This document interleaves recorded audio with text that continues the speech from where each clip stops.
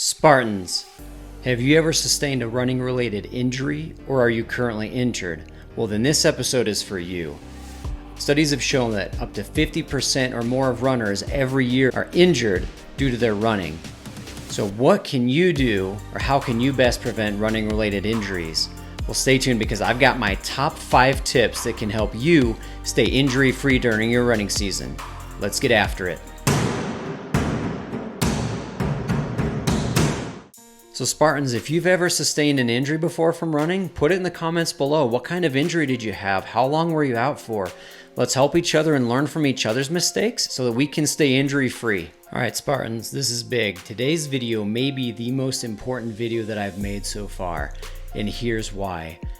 Running injuries are extremely common when you start to get into endurance running, and I can speak from personal experience. I've had multiple injuries before, and it's super frustrating when you're starting to get fit and healthy and you get an injury that sidelines you for weeks or possibly months. So I've been there, and I don't want you to suffer that too. Like I said, studies have shown that 50% or more of runners that run more than 5 miles a week sustain an injury throughout their 1-year season.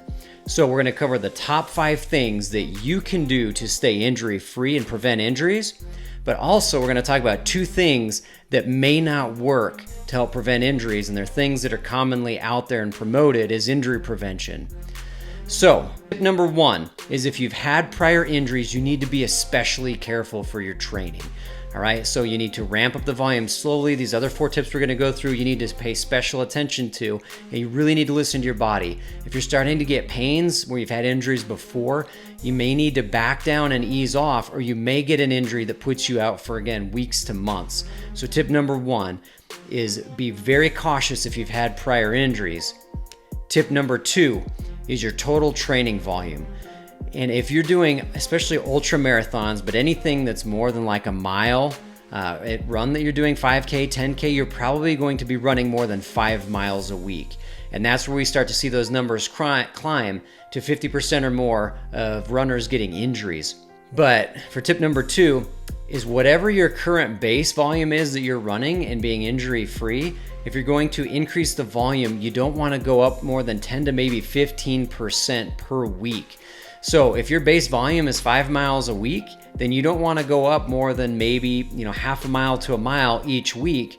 And then it's generally recommended that you take, a 3rd or 4th week and taper down or ratchet down a few miles for that week to help prevent injuries. And this will allow you to train for, 16 plus weeks and gradually increase that volume. With today's society, we want results and we want them now. We want our food now. We want all of our information on the internet now, and we want the results from our physical work now.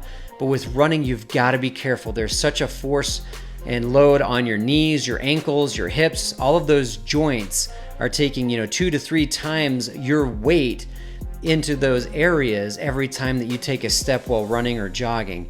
And so you want to slowly increase, because if you're trying to push too hard too fast and you end up getting out for 3 or 4 weeks or 3 or 4 months, it's going to set you back a lot more than slowly increasing your volume over time. So that's tip number 2.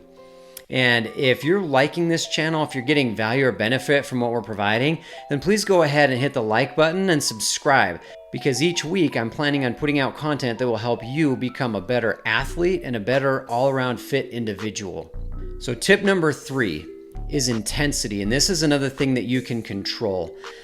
The intensity that you train at should vary. You should not always be running the same intensity. If you're always pushing as hard as you can every single time you go running, you're eventually going to either get burned out or injured, and either one of those is going to take you out of your racing season. So what's generally recommended is that 75 to 80% of your total running volume per week should be at a low intensity. And if you click the link to the description over here in the corner, I'm going to talk about, what these different levels of intensity are. There's 5 to 7 levels depending on who you follow, but most of your intensity training should be done in zones 1 and 2. Again, 80%, and it's not the miles that you're doing, it's the total time per week you're putting into these, because if you're on the trails, then your miles and your times can be very different depending on what kind of trail or what sort of surface that you're running on.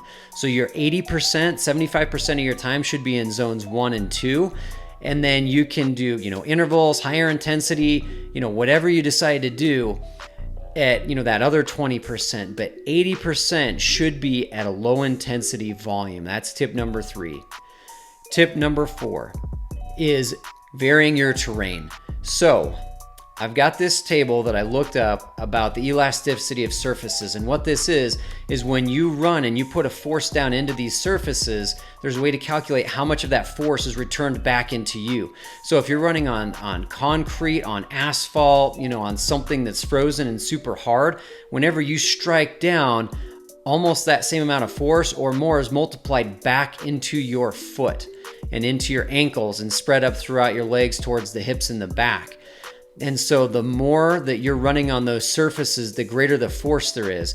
Now, if you can run on sand, on dirt, on soft surfaces, grass, a rubber track, you look at these numbers are like 1/10 of the value of asphalt and concrete sidewalks and roads. So what you want to do is, if you're able to, is train as much time as possible on softer surfaces. If you got to go barefoot and run around on the grass, at the park, if you've got a rubber track that you can run on, even a treadmill is going to have more give than asphalt and concrete. So if you are able to get as much time as you can on these softer surfaces, and your body will thank you for it. And my last tip number 5, is cross training. And you may not want to hear this, and I wouldn't have a couple years ago either, because I was, dead set on running. I want to run. That's what I do. I'm a runner. I'm not a cyclist. I'm not a swimmer. I'm a runner. But if you want longevity, if you want to be able to train longer and do this and enjoy it more, then I recommend that you do some cross training. And I've started training for a triathlon that we've got here in town in Burley, Idaho, called the Spudman. And I have never enjoyed swimming, and I've never really enjoyed cycling. But I'll tell you what, as I've put more time into those two sports, I've really grown to like them, and it is so much lower impact than running. I mean, I'm still a runner. I love running. I'm planning on doing many ultra marathons later on this year. But that being said, you can get a great workout, increase your cardiovascular aerobic capacity, and increase the muscles in your legs as well as the rest of your body by taking a day or two a week and doing some cross training. Now, if you're super dedicated and you want to get the absolute fastest possible time to qualify for the Boston, then you may need to limit the total amount of activity that you're doing cross training. But like I said, as Spartans, my philosophy has changed from being the absolute fastest that I can be, because I'm probably never going to be the fastest in the world anyways, to being able to enjoy this sport for as long a time as possible, years, decades, into my 70s, 80s. If I live to be 90, I'd still like to be out there going for jogs, being physically fit and active, because what's better, to get burned out after 5 years and set a PR in your 5K, or be able to be doing this, in your 70s and 80s and living healthily and avoiding heart attacks and strokes from a healthy lifestyle? You choose what you want. There's a risk and benefit to everything that we do or don't do in life. But I promise you, if you put some time into cross training, you'll stay fit, you can still get better and faster, and you'll have the longevity that you want for these sports. So those are the top 5 tips that I've got for you on how to stay injury-free from running-related injuries. And a lot of these can apply to any sort of activities that you do. But let me talk about 2 things that may not actually prevent injuries that are out there. And one of these is huge that you learn, probably from grade school and PE, and that's stretching, right? Everybody says you got to stretch before you run, you got to stretch after you run. There's the static stretching, dynamic stretching, whatever you want to do. And I've looked at the studies on this. And if you're a sprinter or something like football, something where you have a short burst of energy and you really need to be elastic and go off the gun and go for, maybe 20, 30 seconds and stop, then sure, stretching has been shown to increase elasticity of tendons and ligaments and things like that. And it allows you to get that powerful push. But if you're doing an ultra marathon, you're not going to be doing any sprinting at all during that event, right? So it doesn't help. And anything that doesn't help is time that you're spending away from something that could help you become better at what you want to do. So, if you enjoy stretching, by all means, if that's your thing, go ahead and do it. If you're into yoga, and use that sort of as cross training. But if you're really short on time and you can only dedicate it to so many things, then this is something that may not help prevent any injuries. And so I'm not gonna lie, I never stretch ever. I do use a massage gun to help kind of relax my muscles afterwards. I found that helps me feels like I recover better, faster. But I don't do any stretching. You know, I'm kind of time strapped with 6 kids and jobs. So you've got to decide, you know, what you want to do. The second thing is strength training. And I've talked about this before in my videos. If you want to be an all-around fit individual, absolutely. Strength training will help you in every other facet of your life, and just whatever you do to not injure your back, you know, pull your shoulder, tear your rotator cuff. If you are all around fit, you're going to be an all around strong Spartan human being. But if you are just trying to prevent running injuries, and again, if you're strapped for time, that could be something you can cut out, because I've looked at studies, and while it didn't show any deficit or any detriment to runners in terms of is causing more injuries, it didn't show any injury prevention. All right, so those are 2 things that if you've got to cut something and those are on the list, you know, they may need to be cut. If you've got the time for it, sure.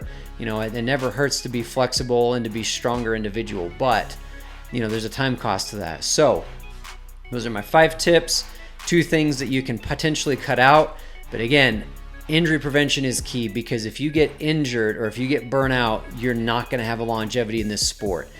And as a Spartan lifestyle, you want to be as fit for as long as possible. So get out there, train safe, be smart, train hard, and train Spartan. We'll catch you next time.